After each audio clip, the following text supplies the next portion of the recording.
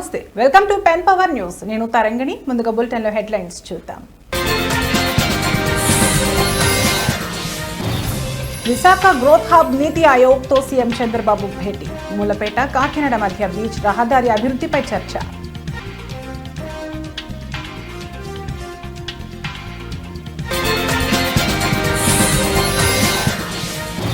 BRS నేత కేటీఆర్ కు supreme court నోటీసులు. కాంగ్రెస్ ప్రభుత్వంపై 25,000 కోట్ల అవినీతి ఆరోపణల వ్యవహారం.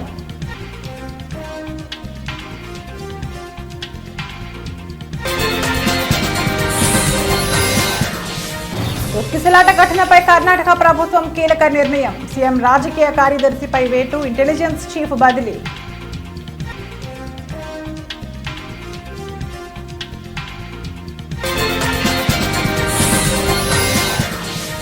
ఎలన్ మస్క్ స్టార్ లింక్ కు కేంద్రం అనుమతులు. శాటిలైట్ ఇంటర్నెట్ సేవలకు లైసెన్స్ జారీ.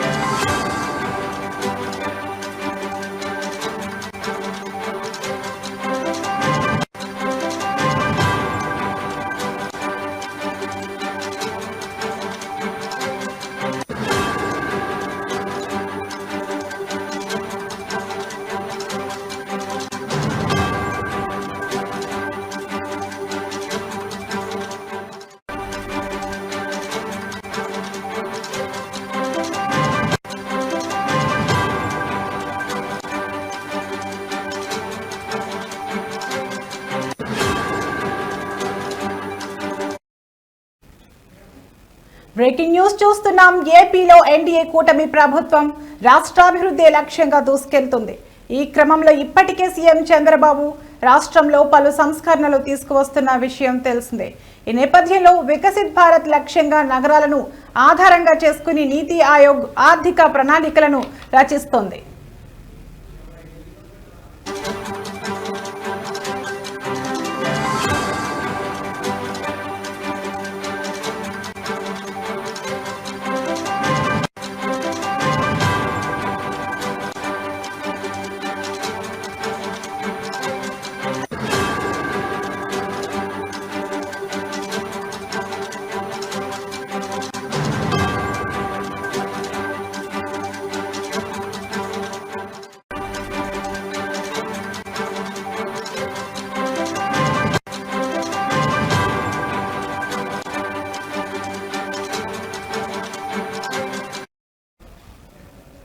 ఈ నేపథ్యంలో వికసిత్ భారత్ లక్ష్యంగా నగరాలను ఆధారంగా చేసుకుని నీతి ఆయోగ్ ఆర్థిక ప్రణాళికలను రచిస్తోంది.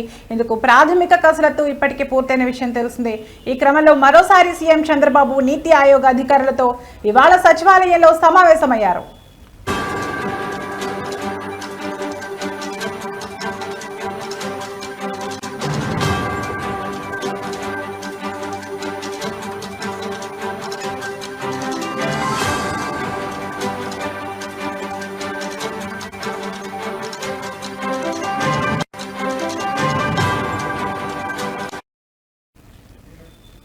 ఏపీలో ఎన్డీఏ కూటమి ప్రభుత్వం రాష్ట్రాభివృద్ధి లక్ష్యంగా దూసుకెళ్తుంది. ఈ క్రమంలో ఇప్పటికే సీఎం చంద్రబాబు రాష్ట్రంలో పలు సంస్కరణలు తీసుకువస్తున్న విషయం తెలిసిందే.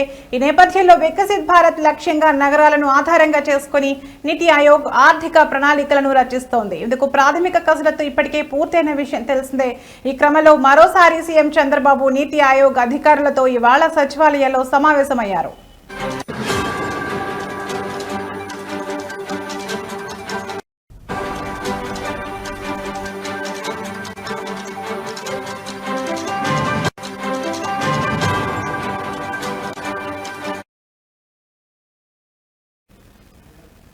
ఈ సందర్భంగా సీఎం మాట్లాడుతూ రాబోయే 7 సంవత్సరాలలో విశాఖపట్నంను మరో ముంబైగా తీర్చిదిద్దాలన్నారు. ఈ క్రమంలో 20 లక్షల మందికి వర్క్ ఫ్రం హోం కల్పిస్తామని సీఎం చంద్రబాబు పేర్కొన్నారు. ఈ నేపథ్యంలో విశాఖపట్నం, విజయనగరం, శ్రీకాకుళం, అనకాపల్లి, కాకినాడ, తూర్పుగోదావరి, ఏఎస్ఆర్ మరియు మన్యం మరియు ఈ 8 జిల్లాల జోన్ అంతటా ఆర్థిక కార్యకలాపాలను పెంచే ప్రాజెక్టులను అభివృద్ధి చేయాలని సీఎం చంద్రబాబు అధికారులను ఆదేశించారు. వివిధ ప్రాజెక్టుల కోసం 1,00,000 నగరాలను గుర్తించాలని కూడా ఆయన ఆదేశించారు.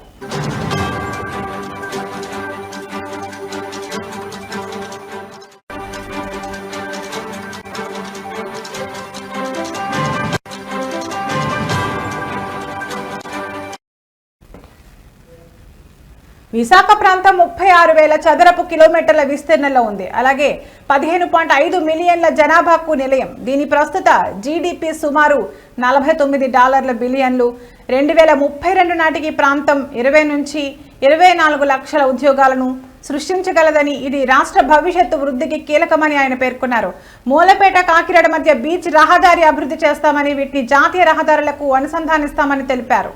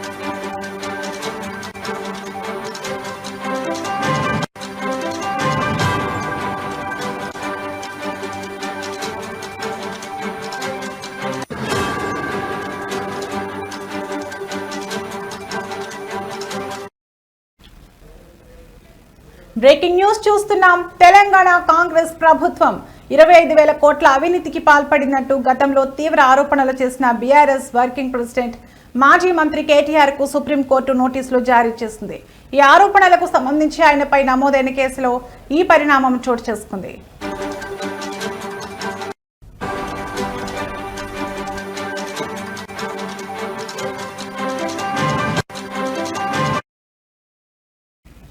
కాంగ్రెస్ ప్రభుత్వంపై కేటీఆర్ చేసిన అవినీతి ఆరోపణల నేపథ్యంలో ఈ పార్టీ నాయకురాలు ఆత్రం సుగుణ పోలీసులకు ఫిర్యాదు చేశారు. ఈ ఫిర్యాదు ఆధారంగా ఉట్నూరు పోలీస్ స్టేషన్లో కేటీఆర్ పై కేసు నమోదైంది. అయితే తనపై నమోదైన కేసును కొట్టివేయాలని కోరుతూ కేటీఆర్ తెలంగాణ హైకోర్టును ఆశ్రయించారు. హైకోర్టులో ఆయనకు అనుకూలంగా తీర్పు వెలువడింది.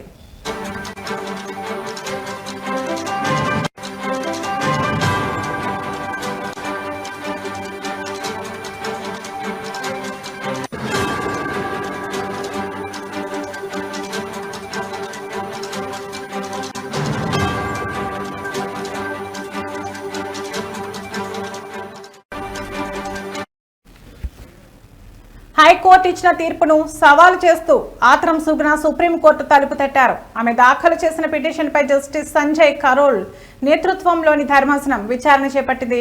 పిటిషనర్ వాదనలు విన్న ధర్మాసనం ఈ పిటిషన్పై ప్రతివాదిగా ఉన్న కేటీఆర్ కు నోటీసులు జారీ చేసింది. 4 వారాల్లోగా తమ స్పందన తెలియజేయాలని కేటీఆర్ ను ఆదేశిస్తూ తదుపరి విచారణను ధర్మాసనం వాయిదా వేసింది.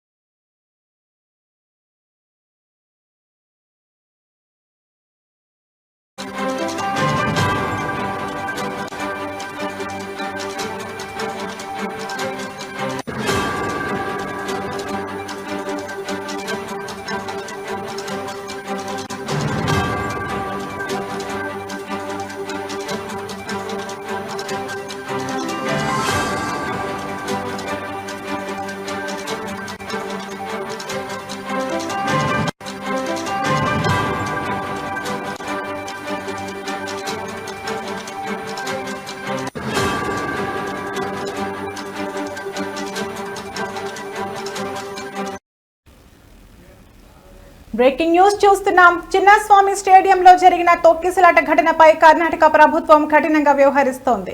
ఈ దుర్ఘటనకు బాధ్యులని భావిస్తున్న పలువురు కీలక అధికారులపై చర్యలు తీసుకుంటున్న సిద్ధరామయ్య ప్రభుత్వం తాజాగా మరో సంచలన నిర్ణయం తీసుకుంది.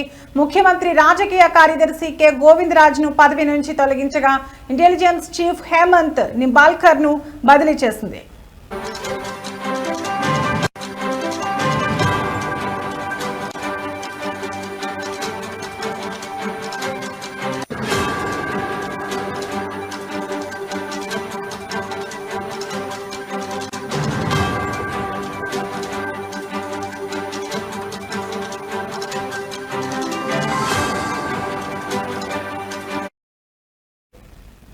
బెంగళూరులో జరిగిన తొక్కిసలాట ఘటన రాష్ట్ర వ్యాప్తంగా తీవ్ర కలకలం రేపిన విషయం విదితమే. ఈ ఘటనపై తీవ్రంగా స్పందించిన ప్రభుత్వం ఇదివరకే గురువారం బెంగళూరు నగర పోలీసు కమిషనర్తో పాటు మరికొందరు కీలక పోలీసు అధికారులను సస్పెండ్ చేసింది. ఈ చర్యలు తీసుకున్న మరుసటి రోజే శుక్రవారం మరో 2 ఉన్నతాధికారులపై వేటు వేయడం గమనార్హం.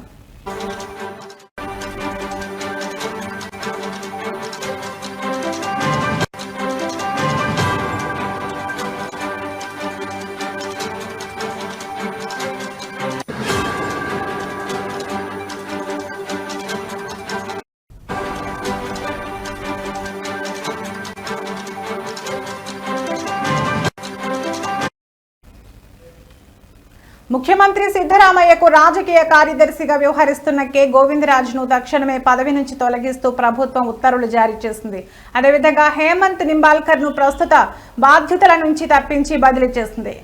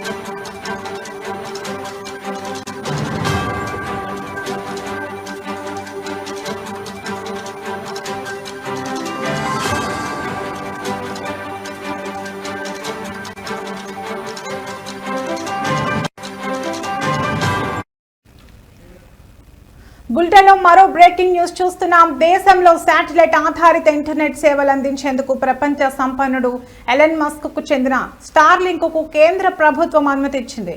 త్వరలో దేశీయంగా స్టార్లింక్ సేవలు ప్రారంభం కానున్నాయి. దీనికి సంబంధించి global mobile personal communication by satellite licence ను టెలికాం విభాగం నుంచి అందుకుంది.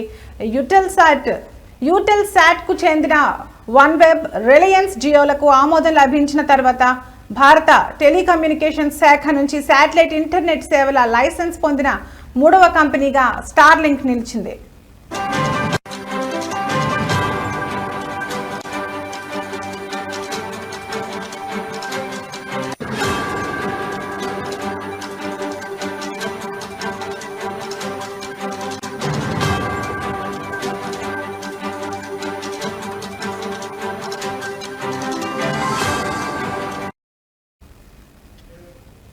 దరఖాస్తు చేసుకున్న 20 రోజుల్లో ట్రయల్ స్పెక్ట్రమ్ మంజూరు చేయనున్నట్లు టెలికాం విభాగం వర్గాలు తెలిపాయి. స్టార్లింక్ 2021 నుంచి భారత శాటిలైట్ కమ్యూనికేషన్ మార్కెట్లోకి అడుగు పెట్టడానికి ప్రయత్నిస్తోంది. స్టార్లింక్ ప్రస్తుతం 125 దేశాల్లో శాటిలైట్ సేవలు అందిస్తోంది. మరో బిలియనియర్ జెఫ్ బెజోస్ యాజమాన్యంలోని అమెజాన్ కైపర్ కూడా దరఖాస్తు చేసుకుంది. అయితే ఇంకా ఆ దరఖాస్తు పెండింగ్ లో ఉంది. ఇక యాపిల్ కు చెందిన గ్లోబల్ స్టార్ కూడా దేశంలో శాటిలైట్ ఆధారిత బ్రాడ్బ్యాండ్ సేవలు అందించేందుకు ఆసక్తి చూపిస్తున్న కంపెనీల జాబితాలో ఉంది.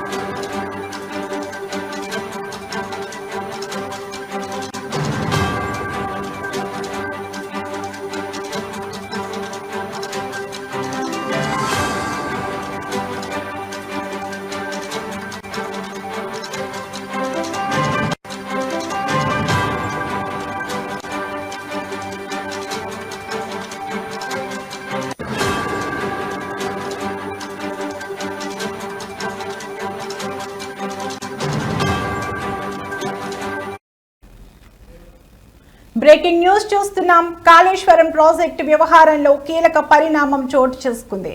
బీఆర్ఎస్ హయాంలో ఆర్థిక మంత్రిగా బాధ్యతలు నిర్వర్తించిన ప్రస్తుత బీజేపీ ఎంపీ ఈటెల రాజేందర్ ను ఇవాళ కాళేశ్వరం జ్యుడిషియల్ కమిషన్ విచారించింది. విచారణ అనంతరం ఆయన మీడియాతో మాట్లాడుతూ ప్రాజెక్టుకు సంబంధించిన పూర్తి సమాచారం నాటి ముఖ్యమంత్రి కేసీఆర్, నాటి నీటిపారుదల శాఖ మంత్రి హరీష్ రావు వద్దే ఉండేదని, ఆర్థిక శాఖకు ఇందులో పెద్దగా పాత్ర లేదని స్పష్టం చేశారు.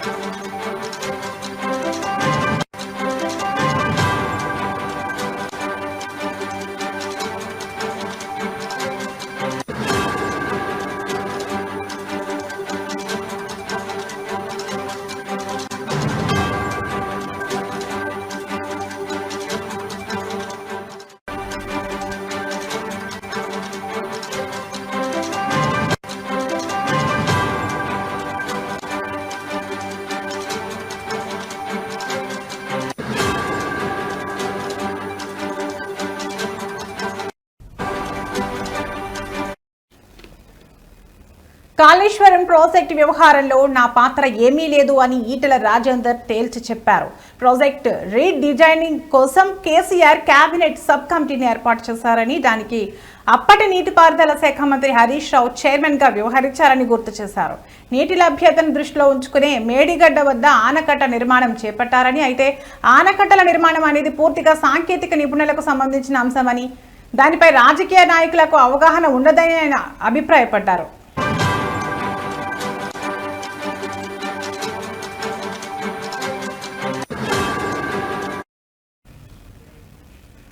ప్రాజెక్టు వ్యయం గురించి ప్రస్తావిస్తూ మొదట కాళేశ్వరం ప్రాజెక్టుకు 63,000 కోట్లతో ప్రతిపాదన చేశారు. తర్వాత అనేక కారణాలతో ప్రాజెక్టు వ్యయం 82,000 కోట్లకు పెరిగిందని ఈటెల వివరించారు. కమిషన్ తనను ఆర్థిక పరమైన అంశాలపై ప్రశ్నలు అడిగిందని, కాళేశ్వరం కార్పొరేషన్ రుణాలపై ఆర్థిక శాఖ ప్రమేయం ఉందా అని ప్రశ్నించిందని తెలిపారు. దీనికి ఆర్థిక శాఖకు ఏమాత్రం సంబంధం లేదని, ఇది పూర్తిగా ఇరిగేషన్ శాఖకు సంబంధించిన విషయమని తాను కమిషన్కు స్పష్టం చేసినట్లు చెప్పారు.